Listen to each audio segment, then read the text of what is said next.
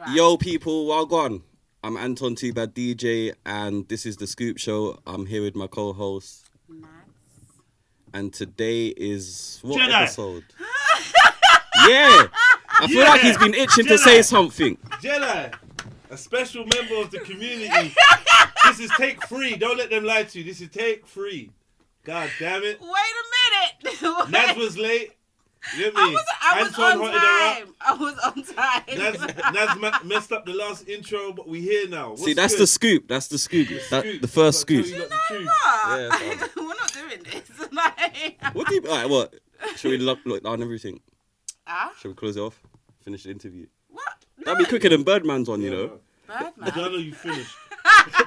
Put some respect on my name. Put some respect on my name. Donna, you finished.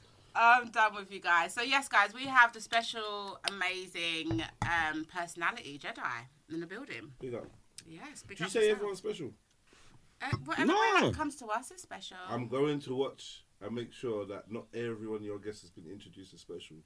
I don't think We might add extra special next time. Extra Alright. special. All right, very unique. He's very unique. Yeah, unique. Yeah, I like that. So yeah, Jedi, it's a pleasure to have you Big up. on the show today. Thank you for having me. Yeah, we're here to get the scoop on you, on your life, your journey, what you've been up to. We like to work a little bit backwards and then, come down to the present day. Is that how you like to work? Yeah. I work forward still. She speak for herself. Come on, my brother. I don't Yeah. like this, too much testosterone. Like, Too much what? There's too much. No, there's enough. Testosterone. Toss what? Testosterone. This is what I'm talking about. Wait, Anton, is his mic all right like that? 1 2 1 2. Yeah.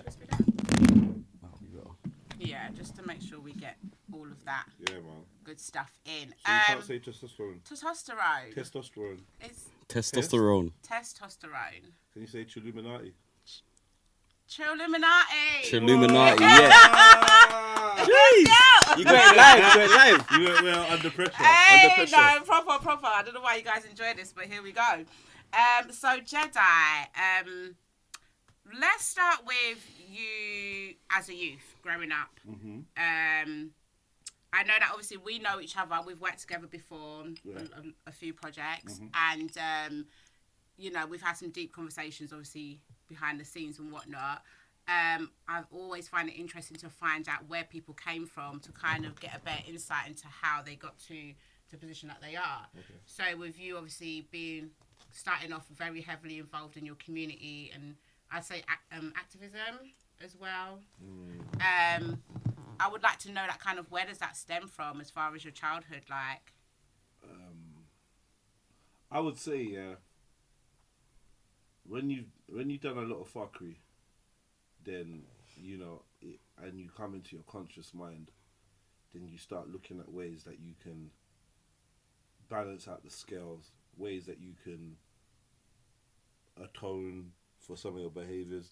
If you reflect and you think, you know what, I was a little fucker when I was young. Yeah. And I know, because I'm aware of the steps that took me to becoming that person, and the steps that it took me to become the new version of myself. I feel like I'm best in a position, or one of the people best in a position, to try and share that with others and see if that can help them from not making the same steps or not making as many bad steps as I have. Do you know what I mean? So I think that's really what most people's inspiration is. If you've come up, like, this is quite local to where I grew up, and if you come up in my kind of generation, it's very easy for you to get swept up in the street lifestyle, whatever you want to call it. And then, I made loads of bad choices, and I did lots of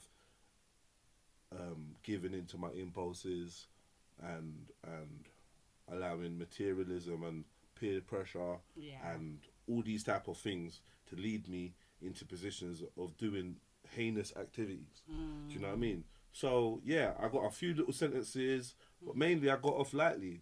I didn't get caught for everything I done. Growing up, you have kids, they start stomping around the same areas you did. They start encountering similar circumstances. Your neighbours, your nephews, the kid down the road, and then you think to yourself, you know what? When you hear all these like politicians and people removed from it, speaking about solutions, it just didn't feel. It felt like, yo, I need to get active. I need to do something because I know I've been there. So I first took on a role as a behavioural consultant for an organisation, and they had me going around to prisons and PRUs and referral units and high schools, and giving my testimony, so to speak. And I probably didn't give it that much credence until I was telling my testimony to people, and they started crying. Young kids, big man, they're crying, and they're like, "Wow, I can't believe you went through that. I can't believe you experienced that." So it made me feel like my story was actually powerful in its own way and was impacting people. So that's what kept me, getting involved with these things, because you care about the people around you. Yeah, for sure. That's dope. I know that we share a bit in common as far as growing up in foster care. I went into foster care from the age of 6, and experiencing the foster care system can have a big impact. Do you feel that impacted, let's say, the kind of behaviour you was exhibiting at the time? It's funny, no, because I was already on that. I was already on that direction. So I think the passing of my mother, my mother was shot and murdered, when she went on holiday to Nigeria, and she was killed out there, robbed, killed, whatever, set up. And that was really the main catalyst for me living a full-time gangster lifestyle. Before that, it was part-time. Quarter time, because you know what I mean. As soon as you get in, you got mummy and manners, and But once she was gone, it was almost like I had no one to. Well, not almost like I had no one to really tell me wagwan or what to do or what was wrong, or no one to say, "Oh, I'm gonna tell your mum." Yeah. There was no one to really report back to, so I was kind of left to my own devices, like Mowgli or Tarzan. And as far as a father figure, did you have even if it was an uncle or someone to help guide those younger years? No, I didn't really. No, and I didn't even really have the cliche of having older boys or older guys from the estate. There weren't even really older gangsters to look up to. So I was very much a feral child, and I was my own influence along with my peer group, and we just moved with the times. Do you know what I mean? So unfortunately, there was no uncles or elders in the community. And what times are we speaking of? We talking about the 90s, really. And it was a time of a lot of gang activity. I'm from Peckham. Okay. So I'm from North Peckham Estate, the largest government housing scheme in Europe. Oh wow! I didn't know that. I like to tell people that I discovered that there was something around 90 something % unemployment rate on my estate where I grew up, which is I don't even understand how.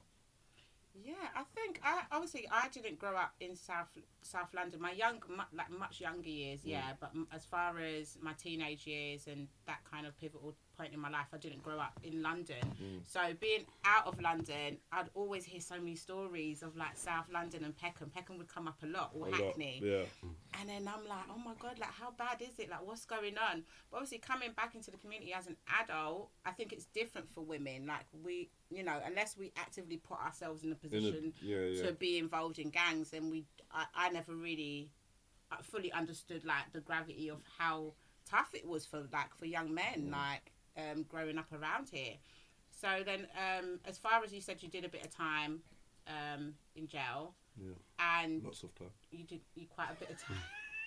So, but each time you went, was it okay, when I come back out, I'm gonna do better? At which point was there a point where you was I'm ready to do better. I'm ready to better myself for me, kind of thing. I think each time I got out, I wanted to do better. I wanted to at least be a better criminal. you know. Be a And better criminal. yeah. I wanted to do that's the better. scoop. Yeah. Yeah. Yeah. I wanted to be a better criminal, and then as I progressed through the system, I got older. I wanted better experiences for myself in life. Yeah. There was some standout moments while I was in jail where I thought to myself, do you know what? I could maybe not come out of here. And that's the truth. You're entrusted into this system, into this complex where they've got their own rules, their own police force, their own whatever, and they've got all the outlaw youths, all the outlaw men, because as I got older, I started mixing with men in jail and stuff like that. And seeing certain things for my own eyes made me realise that your release date was a hope, but not a guarantee. You know, I had a cellmate commit suicide. I've seen people slashed and seriously injured. You know, people have lost their lives. People have died. So you know, and then also you have the prison officers who are prepared to sedate you, to put you in a position where you end up getting sedated by medical staff. And I think most of us know once you get that, what they call the liquid cosh.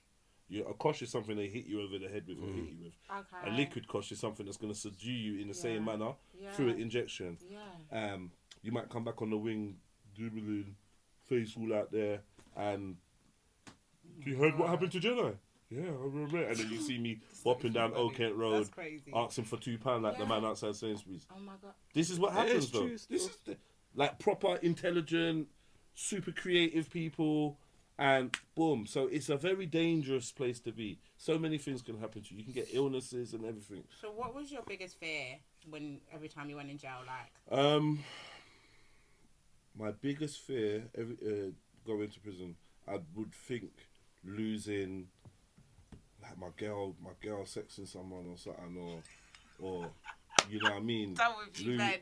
Losing your a link. Girl Sexing with someone else was like out of all the things you just named, and you put the list of things you just gave us, I'm like, oh my God, that's horrific. I know. And then you come down to your girl Imagine we cheating. was together, Nadz, and you're holding me down, and then boom, I just get lifted off the road. And then they're like, yeah, remand. And then my solicitor says, oh, you're looking about 4 to 5 years. So I'm thinking, rah, you've come and visit me, and I'm looking at you like, rah.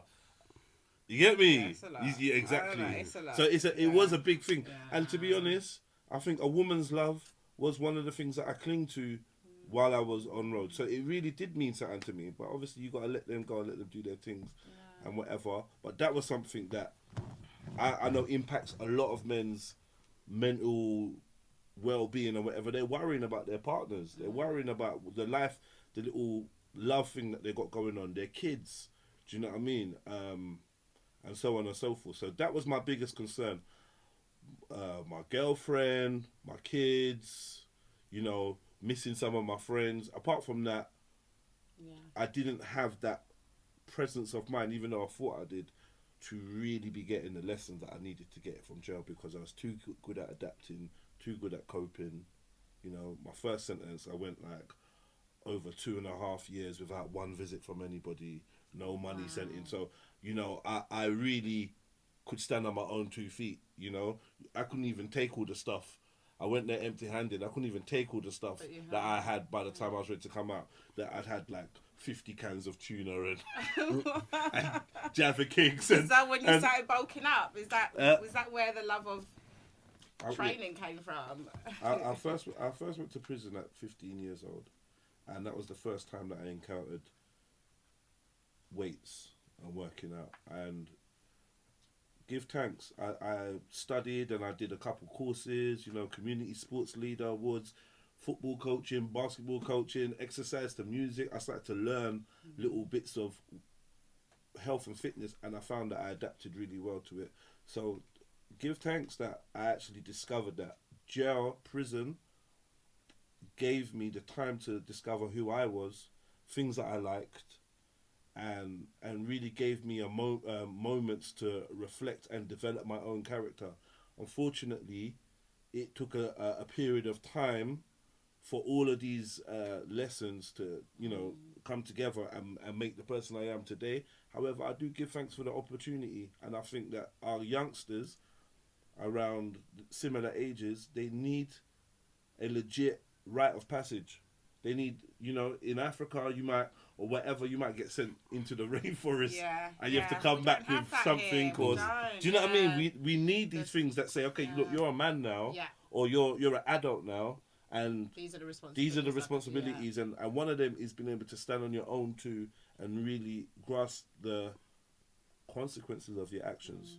So, you know, I wouldn't advise prison for anybody. However, when you got to find the gems in the mud, one of the gems is prison is one of those rare times where a young man in London gets to be quiet, gets to be on his own, gets to reflect, and really search his own mind. Yeah. Do you know what I mean? So, yeah, I wish that I could have learnt these lessons that my neighbours and my friends learnt on road, but I was the type of human being that I wasn't getting those lessons. I wasn't learning those lessons. I didn't have that moment to think, and I felt like. You feel like you was just surviving. Yeah, you know, just doing the best I could out here. You know, it was a very animated childhood that I had. Do you know what I mean? And I thought I was somebody that I wasn't at a very young age. I thought I was like the boss, the big man. I think in them days as well, we were a little bit more capable than some of these kids nowadays. So, you know, to be up in West End 13 at like 2 o'clock in the morning wasn't that strange. I hear Do you know what I'm trying to say? I hear it. Yeah, I think. I think the times are different as far as what the youth can handle compared to what, like you were describing, you know, what we used to handle back in the day. But as far as like your activism journey, you said it started with you working for an organisation and going out and doing the talks and inspiring the youths and adults and whatnot. So tell us a bit more about that journey and how that escalated throughout the years. How did that escalate? I just kept finding myself in positions where people was like, "Oh, can you talk?" Or do you, or yeah, you know, welcome Jedi. Do you mind sharing a few words and whatever? So I'd be in lots of little scenarios like that. I think one of the biggest catalysts was basically just having kids and seeing the things that their generation was facing was what really encouraged me to get involved.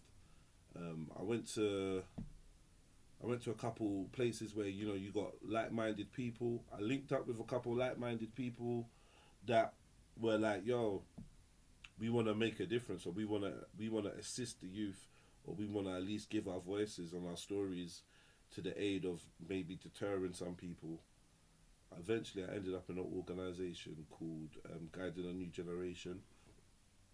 And in that organisation, it allowed me to flourish as like an ideas man and what you call an activist. But I just think someone that was willing to be active, because I think the term activist is a bit cliche, and a lot of people use it to like pat themselves on the back and get some kind of credit for not really doing very much.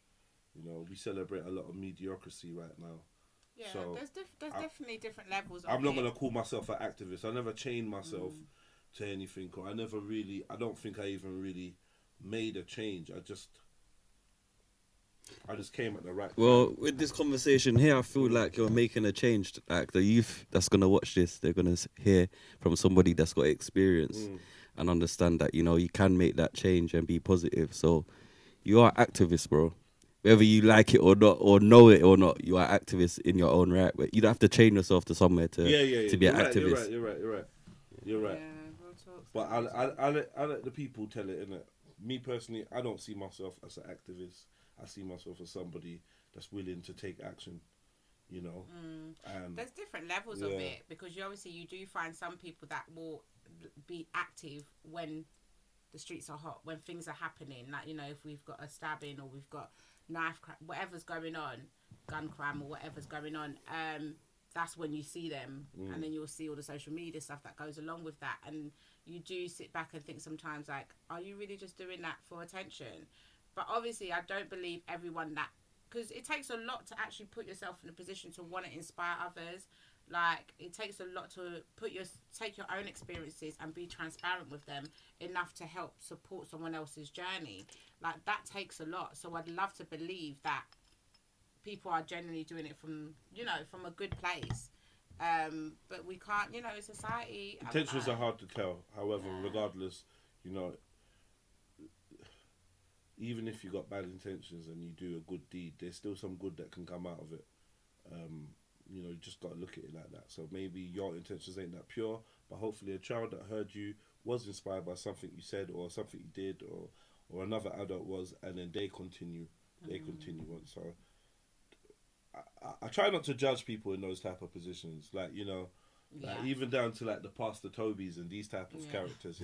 I feel like there's a lot of people we should scrutinize and judge first before we put them on the chopping block. I don't have that. I think judging people leaves you down a slippery road, because none of us are perfect in life. Definitely not. Like, we all have a unique journey that we've gone through in life, and it's there's no smooth path. Like, there's no handbook to how you should live life and how you get the things that you want out of it.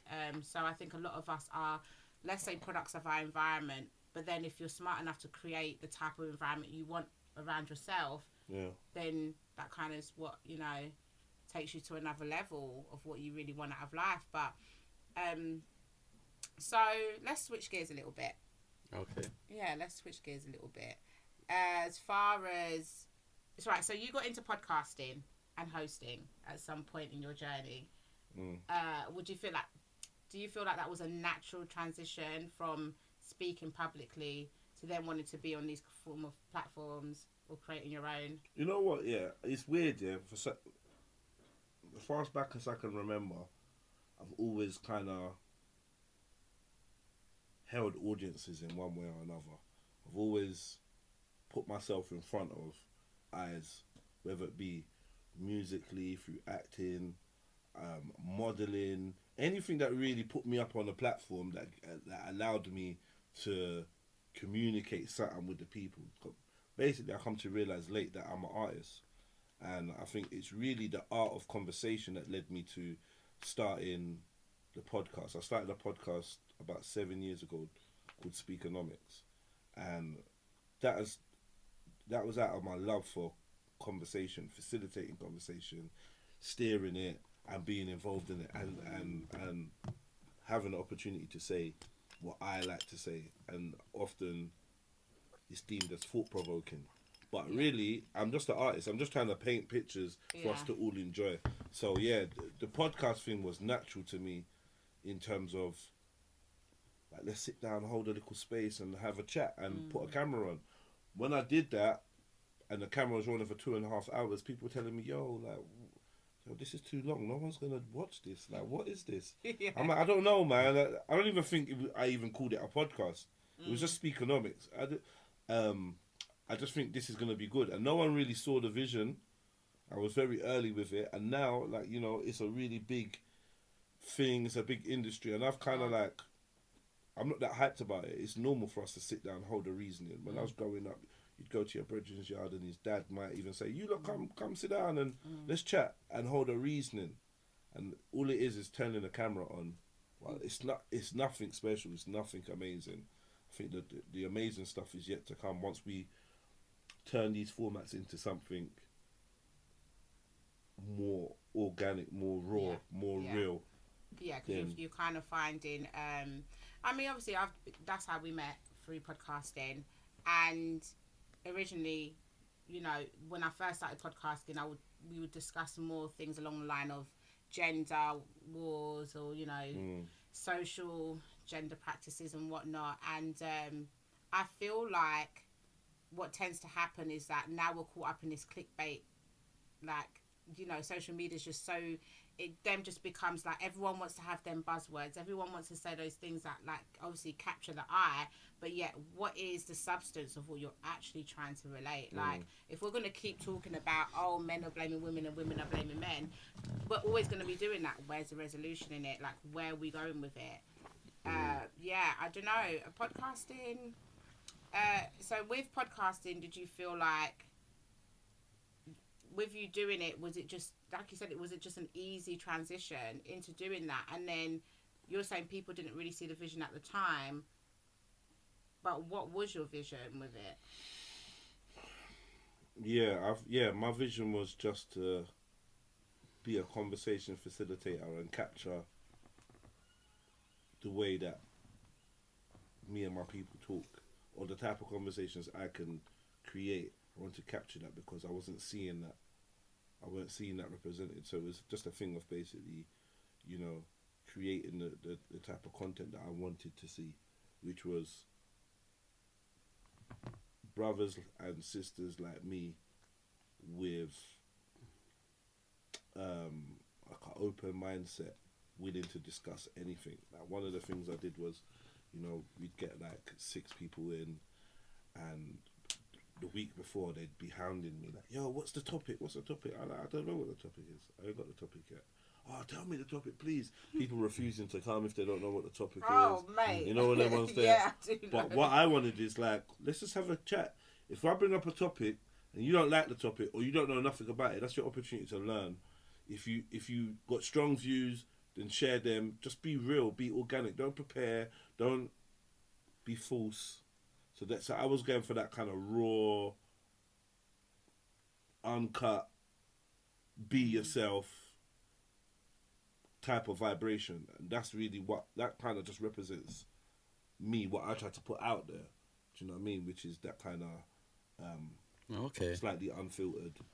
We do that as well. We don't really tell people the questions. We did that one time, but we decided, you know what, we're not going to do that no more. So man was too prepped to that. Yeah. No, we did that, and then someone came and just started to...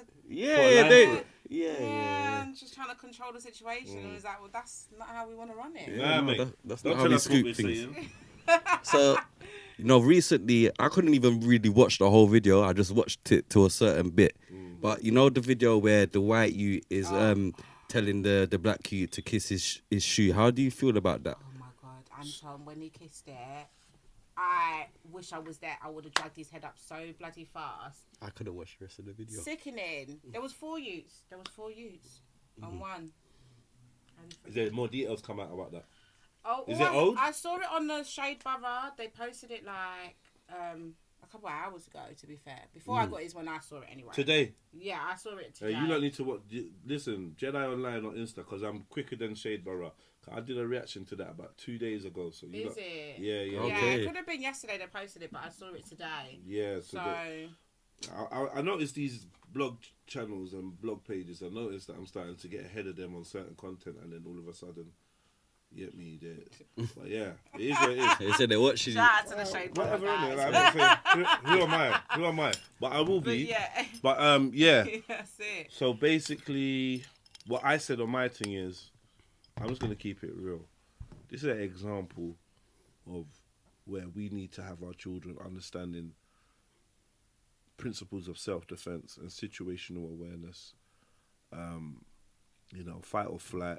I think this is one of them circumstances where either the boy should have run in whatever direction he could towards Safety. adults. Yeah. Or, you know, what I said in my post is he should have unleashed a hurricane kick, couple uppercuts and jabs. What, 4 guys? Yeah. Sometimes when when there's 4 guys, you have to punch one in the face really hard. Yeah, get the leader. And just keep it stepping. I've done this multiple times, you know. People they've stepped out the woodworks, they want to rush me, whatever. Yeah. And I've hit someone so hard, he's known about it. And I'm like, you know what, I'd hit the next one, but I know I'm going to get caught up. So I'll keep running. And then, this is how I grew up. The next time I see any one of you, you know it's going to be peak. And then, at some point, we got to understand that I'm not an easy target. I'm not there to be assaulted, or I know everyone doesn't have that in them, but I'm telling you, self-defense creates a level of confidence, and like I said, you can slow time down and you can maybe think. I think he was afraid of getting a beating. Yeah. You can see the fear. But I said that. I but think he was bowing an immigrant down as well, innit? He just come over here. Is it? Is it? I don't know. We got to teach our kids. Because when I was growing up, I knew about Shadrach, Meshach, and Abednego. Yeah, and in that story, in that biblical story, they were held by a king or a pharaoh who said basically, you lot can go free if you bow and kiss the ring. Yeah, this is where this whole bowing and kissing the ring comes from. You don't need to open your Bibles, right? And then I opened it since they said that it's okay for a man to have a slave. So when I read that when I was 8, I was like, nah, the Bible ain't for me. man. So, I read the Bible, but do you know what it is? It's like you sieve out the construct of a story to actually get in real points that help your life. And fair enough. So here's one that could, but yeah, whatever. Shadrach, Meshach, and Abednego, they refused. So the pharaoh or the king threw them in a pit with fire, and basically God and the angels protected them from the fire, so they never got burned up. But what they showed is that they weren't willing to bend and, like Game of Thrones, bend the knee. Yeah, no, right? Such a stan. I love Game of Thrones. Yeah, so it's a this is a bend the knee scenario, which essentially a man is asking for your dignity. I wouldn't bend the knee. Yeah, a man is saying, give me your dignity, right? And okay, I'm glad the child survived to see another day. These circumstances could be like ultra more violent. There could be weapons involved. You never know. They could beat him to death or whatever it is. But I would have liked to see that child run or hit someone, then run, or hit someone and take the beating and whatever. And it's a shame that the optics of the young black boy kneeling down and kissing the boots of the young white boy is gone viral. It's not nice. I'd hate for my children to see that and think that this was the option. The child himself is of no blame. No blame at all. But do you know what? It's unfortunate that, like you said, that it's on social media. So although it's a good thing that it was highlighted, so we know, like, what's happened to him, right? Yeah. And apparently the 4 young boys involved have all been arrested. However, it doesn't look good for the young boy in the sense of now that timestamp in his life where he was at his weakest and felt so vulnerable it's there. Like, you don't, once something's online, you can't take it back off. It triples the impact of this. Yeah, exactly. So now that's probably re-traumatized him, if anything. And then he's got to go. There's no school now that he can go to where people are going to know that you kissed that boot. You're the guy who kissed the boot. What are you saying? That's crazy. Playing back out of her. What? Playing back out of her. I don't. Do you know, if I was his mum, we're going back home, mate. Let's go. This is not. Because this ain't it. This ain't it. I don't. Poor guy. I mean, what do you do from there? So now he's got to try and relive that, unlive it. I just know, because now every racist that sees him, these boys might have been apprehended. Is that the word? Had the upper hand. Yeah. Yeah, at the time, but I just feel like once now this is out here, every racist guy that sees him is gonna think, well, he's an easy target. I don't know. Is there gonna? I don't know, man. Is there gonna be any consequences? We need some follow up on this story. Yeah, we do still. We definitely need to follow up. We need some follow up. We'll put it in our story. I mean, we'll keep an eye on your. Yeah, I mean, your activity. I look out for it, man. But I definitely don't want to seem like I'm victim blaming. So let me be careful of what I've said and be mindful. I'm just saying, for parents, for elders in the community, and for youngsters, this is a reason why I think self-defense needs to be number one on our curriculum. Yeah, because there's a lot of issues we're facing in our corner of society, and one of them is disempowered youth, disempowered boys and girls who don't have the confidence to deal with conflict, don't have the skills to deal with conflict, and are resorting to all different types of things, namely weapons and over exaggerating their responses. That's the main thing that we're seeing. But other things are people lacking in confidence to say a firm and strong no, or to stand up for themselves, or to, do you know what I mean? And this goes for both genders all around the board. Just building up the confidence, even the confidence of the child that's doing the bullying, because if his vibration was at a certain level, he may not even think, what's the point of this? Well, it makes me wonder what was their background, as in what was their home life like. Like I look at bullies and their behaviour, I think whatever you're showing, you're probably getting 10 times worse at home, or or you just have no structure or no support. You're not being guided. Like, there's somewhere they're lacking as well. We're animals, it's sad. Especially the men. We are animals, and we like to detach ourselves from the natural world and think that we are something supernatural or infranatural. We think we're beyond nature, but nature shows us that a lot of animals, their adolescence, they become territorial and they challenge each other to create dominance, to find the alpha, to find leaders. The same is going to happen in children. You know, this is why we don't demonize kids. I see a lot of people. I had some people say, "Oh, these disgusting, evil, racist kids," and I'm just like, you know what? We can't really make that judgment on these kids. They're kids. They're acting out behavior that you don't like. Yeah, I didn't hear them say anything racist in the first place. It's disgusting. It's learned behavior. It's just you know. So you can get a child to mimic anything. Do you know what I mean? And we can't always demonize the kids. We've got to look at the society, like you said, where they've come from, the upbringing. And also, we got to understand that sometimes kids are going to be kids, yeah? And from day one, once you've had schools and that, there's always someone getting picked on, always someone going to be put in a compromising position, and it's how you deal with it. So that child didn't look prepared or equipped to deal with it, outnumbered, taken by surprise. It's cool. Let's go and reintroduce them. Let's educate them and the bullies into better ways to deal with scenarios. Yeah. And I think we get better results. However, let's not blow it out of proportion. When I was young, worse things were happening to my school friends and me. I was just about to say that. You know what I mean? We didn't have cameras like that, though. Social media wasn't like way a lot of things was happening. Remember, I grew up in bus. We used to get the school bus. Imagine if you was. Imagine if there was filmed. No, I'm so happy. Imagine if a child. Imagine if a child was filmed them days when they was doing the whole flush your head down the toilet thing. Oh, and Happy Slaps. Yeah. Oh yeah. Right. You remember that one? So that'd be like, oh my god. Yeah. 4 kids did this to that one. And, you know what I mean? And we used to do terrible things, and so you got to remember that element too. A part of it is kind of being a youth and being so ignorant to consequences of it. You know, I think I do wish that young boy had a run, and you know what? We just got to see what comes out of it. But ultimately, it's really kind of looking at the adults that are parenting, and we have to look at the community. And this is why I've always been so heavy on whatever I can give back, whether that's sharing my journey or with the children's book, or it's, whatever I can do. As far as, Anton, you do a lot as far as the youth as well, don't you? Yeah, we do, yeah. So recently I got a good position, which we'll speak about on the next episode in more detail with our next guest. We can't tell yet.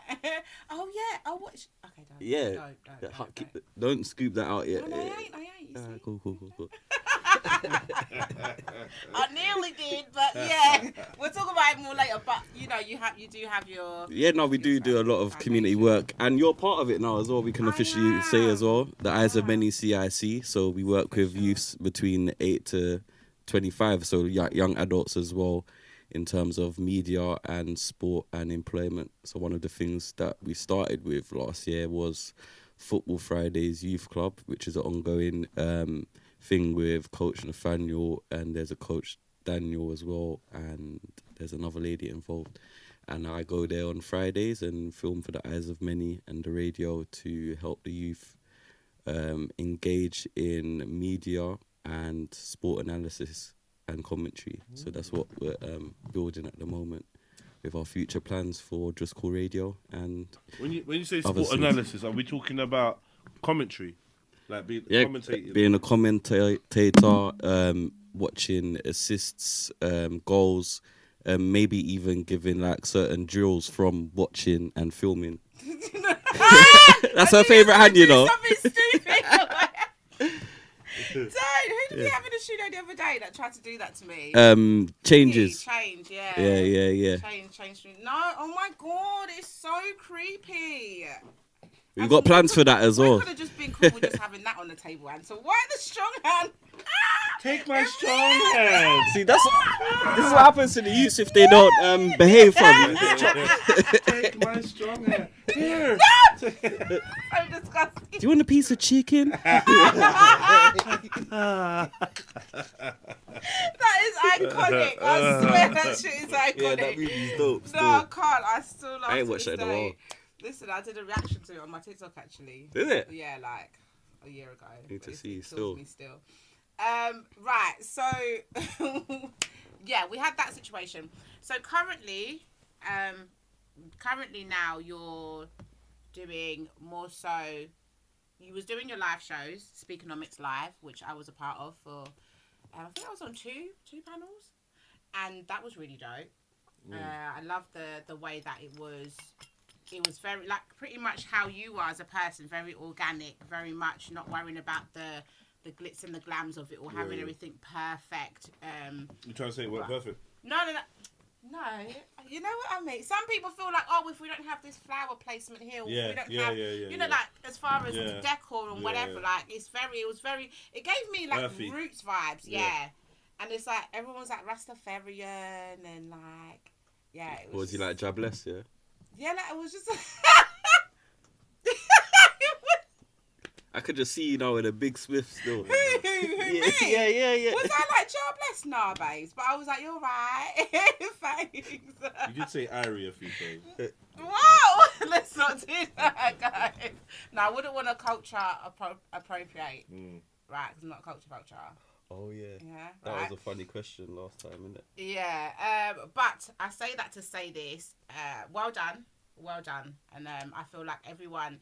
I think we shy away from giving people their flowers sometimes just because we might be in the same field or whatnot. You know, there's a lot. It's become, like I said, so popular now. It's oversaturated as far as podcasters. Every day there's a new one coming. And, you know, as far as the live shows as well, that's become really, really popular. So we've had you've been on one of mine. I've been on yours. So I just feel like, you know, what's the next step as far as doing the live shows? And then also I know that you do your lives on YouTube as well. Illuminati Live on YouTube. Make sure you come check me out. Jedi Online on all other social media. Speakonomics Live was a great venture. You know, to take my podcast ideas and my live stream ideas and kind of smush them together. Yeah, so you got Speakonomics, you got Illuminati Live, and together they make Speakonomics Live, the live show. So I really enjoyed that. I'm going to bring that back. I didn't want to oversaturate it. I didn't want to do it month after month after month after month. It seems like a lot of other people have that idea as well. So I've just done mine in 3 sections, like 3 episodes, take a chill, then I'll be back. So look out for it. I enjoy doing that. In terms of the live stream, I do live streams from Monday to Friday. Yeah, you're always live streaming. You get whatever. I don't understand. Yeah. Jedi would be live streaming from like, I don't even know what time do you start in the afternoon. It just depends. Till like 12, 1 o'clock in the morning. Sometimes it's 5, sometimes it's whatever, sometimes it's 9. I've done them in the 9 in the morning because the format that I've got, you have to come over to understand what it is. It's a community of people. It's almost like a radio station. It's almost like a LBC. Okay. Yeah, of just constant flowing of chatting, more people coming in. They come in, they come out. Yeah, they come out. You've got like your core kind of. So it's nice. It's nice. So how did you get the name Jedi? Oh, that's a good question. Well, my name's Jediah, so it's Jedi. Oh, it's simple. Oh, okay. And that's just really kind of always been what I've just been kind of known as. Everyone's just, you know, I've never been able to really call myself anything else. Yeah. Okay. Yeah. You know what I mean? I don't know what, I actually never knew that, so that's really interesting. Yeah, because I thought, okay, Jedi, maybe he's just really good at fighting, and they named him that. You're a Star Wars enthusiast. No. You're plugging the charger. Don't. I've recently really got into Star Wars, and now I'm addicted. Love it. But yeah, Jedi. It suits ya. Thank you. Yeah, I couldn't imagine calling you something else, like Billy or something. You know what? I think you look like a Samantha. You know. What? Do I really? Samantha. No, I don't look like a Samantha. Sam. No. Yeah, Sam. What I don't look like a Sam. Say hi, I'm Sam. I'm not even saying it just to give you that. Say hi. I'm not even going to say it now. Hi, this is Sam. It could only be Nadia. It can only be Nadz. It's all right. Yeah, I'll wait for Anton to come back. We good. Are we good, Anton? Yeah. I'm trying to think. Is there anything that we're missing? I don't think so. Alright, what about this one then? You see the Omelette stage show? Would you let your girl go up on stage like that?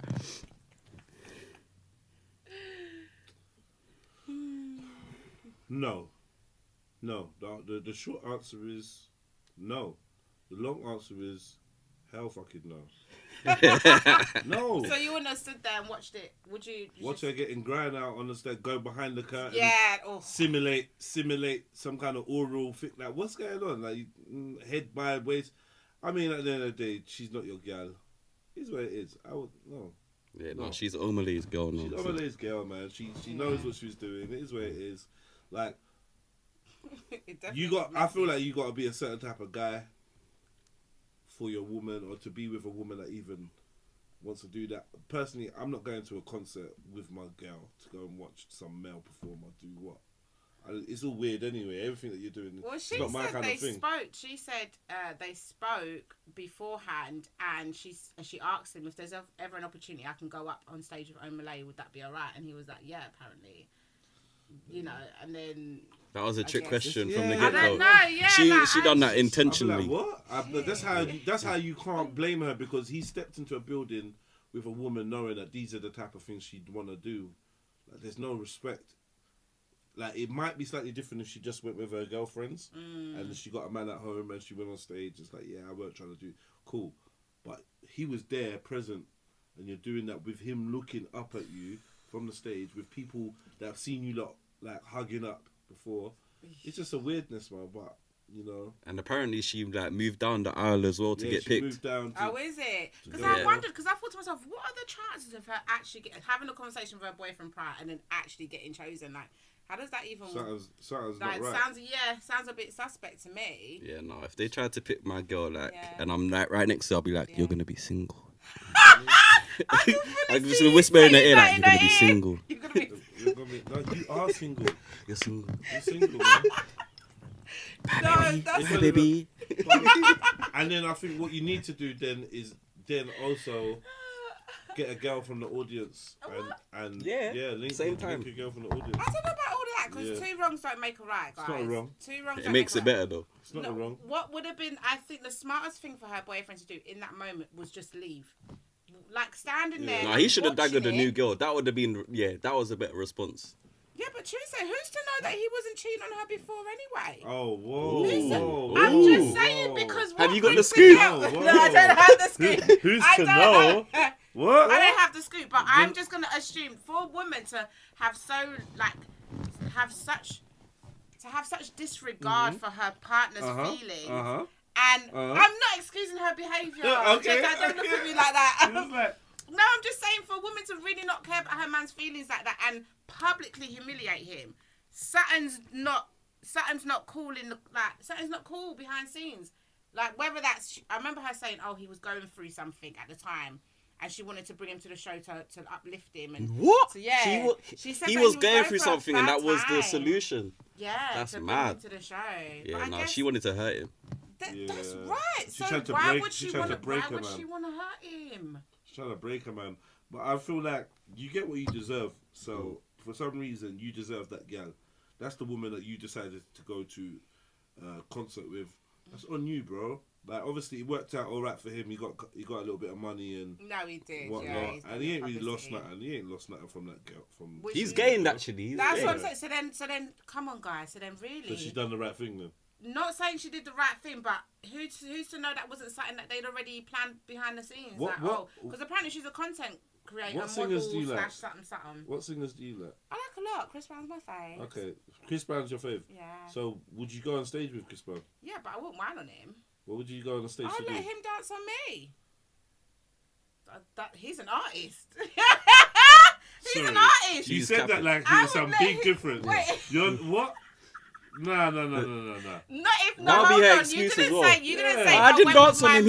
He danced on me. You didn't say if I went with my man now. If I went with my man, obviously, like, I'd go on stage. Bruh! She doubled down, you know. She doubled down. Like, She obviously, doubled down. like, yeah. I mean, started on I'll business. go on stage, but Nah. there's levels to it. There's levels to what you do. Like, obviously, we know certain shows. If you go to an Usher show, you're going to get a certain type of engagement with the artist, right? So, if I'm with my man on a show like that, like, like, if I'm sitting in a chair and I didn't touch him, I didn't touch him. And he's all grinding in And your he's face. all grinding. Like, you know what I mean? Pelvis like moving mad in your Trying to face. think of one of his songs. What he I don't know should his do songs. there, what he should... Let me say... Oh, I'm not going to sing it. I'm not going to sing it. Yeah, I'll be I singing. was that I know close, what I was I'll be about to sing it. singing. I'll be singing Deuces. That's what. Oh, Yeah. oh, I'll be okay. singing Deuces. No. Don't go on the Right. stage. So- If you got a man, don't go on the stage. If you got a man That you probably rate, is the wisest thing, guys. Don't go on the stage. Don't do it. But if you do it, like, what? Do you know what her She's man really could have desperate, done? Is gone home and practiced all their moves and been like, I can give it to you in real life. no, listen. Thank So you you're for trying to having say he wasn't doing the news before? Thank you for having no. me, bro. It was what are you talking about? You guys. What?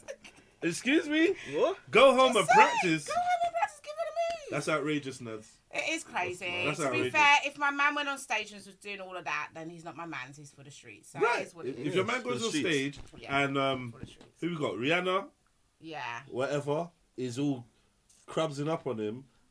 Yeah, You're just gonna have to hold it because That's a lot. Can't live Yeah. that one down. don't go to concerts and if you got a partner and let people Film ya. film you.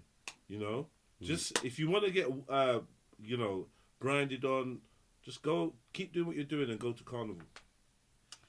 Oh. But even Carnival's getting exposed now. Every Yeah. year there's some F. Now every year there's a video. I remember the every last year. major video I saw was the girl giving top with a JD bag over her head. See that, You didn't see that? I'm glad That was you like did. 2011. JD bag. Is it? That was like the riot times That's a novel use of. Oh dear. Yeah. on the staircase. That was before the That's before the Dominic guy. yeah. Sad time.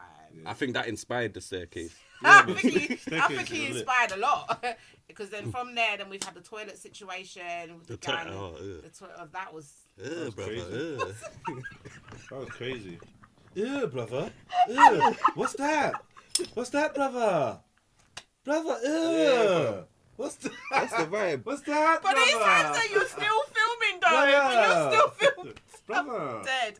The fact that people, and this is another thing actually, I always think that this stuff gets, we see this kind of footage, and it's like, but you had time to stand there. You were so disgusted in what you were seeing, but you still had time to have the camera up and record it and then upload it. I think if people are doing something in a toilet, I think you recording them is a low life move. Yeah. And Yeah, actually, definitely. I agree with that. should be slightly illegal. Oh, that is illegal still. I think that's isn't it like yeah, you can't do that. That's like sexual. revenge that's like porn. porn. Yeah, revenge Yeah, I porn. think that's slightly In a illegal. way. I don't rate that at all. Yeah. And But look, staircase is a different thing. whatever he was You're doing, out in the yeah. Publix. That's different. If you never still. done nothing in the toilet before, then you ain't lived. I mean, Yeah, I was Yeah. gonna say like mind your business. Yeah. Like actually mind your business. Like some people are just freaky like that. Some people wanna be. There's nudists. There's people that love to have sexual intercourse in forests. Like people love to be Mile adventurous. High Club. That's it. tell us more, Nadz. What No, else we is have there? to allow people What else to do people explore like to their do? sexuality and their. I mean, that's it. There's loads of places. Fair's enough. But yeah, all right. Well, we're kind of. I guess we'll wrap it up there then. Yeah, shall we give them a tune? Yeah, man. Do you know how to play, Anton? I don't, you know. Let's go. Let's go. I'm gonna do the beat. I'm just clap. This is the Skoop. And we had Nadz Yeah. and Anton and our very special guest Jedi. Jedi. This is the Skoop. This is the Skoop. Skoop. Scooby-Doo. All right, guys. Yes, thank you so much, Jedi. It's been a very interesting show today. We appreciate you. Thank you for having me on the Yes. show. I appreciate it. Let the people Yes. know where they can find you, where to follow you at. Yeah, Jedi Online _ on Instagram and Twitter. Jedi Online on TikTok. Chilluminati Live on YouTube. Jedi Online on YouTube. Just type in Jedi Online, Chilluminati Live. You'll find me. Come and synchronize. Do you know what I mean? Check out the music on all the streaming platforms. Red Pill Trill. One word. RED PILLTRILL. I do live shows, I do events, I do all sorts of things. Catch me with Nadz, doing all sorts of bits and bobs. So yeah, man, that's me, man. Just keep it locked. And thank you for having me on Juscoolradio, man. I appreciate it. Welcome, man. Definitely gonna link up and do some community work as well. Therefore, for sure. I'd love to do that. To do that. So yeah, guys, make sure you like, share, and subscribe to our channel, the Skoop Show. Yeah, make sure you like, share, and subscribe. Hit that bell so you can be notified when we drop another hot one. You know what's happened. You know what we're on. Yeah, and look out for the next music video dropping from the Skoop music box as well. Jeez. Find out what artist that is, whether we're going to be playing reggae, hip-hop, R&B. Who knows what type of artist it might be, but our first two was reggae, so look out for the next Skoop artist. Blessings, people. Have a great day.